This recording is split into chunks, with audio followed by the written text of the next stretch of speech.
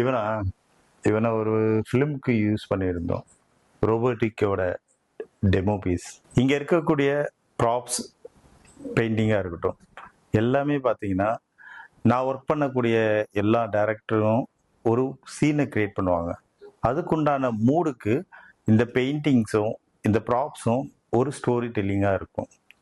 இது எல்லாமே என்னோட கிரியேட்டிவிட்டி. நான் ஓனாக கிரியேட் பண்ண ஒர்க்.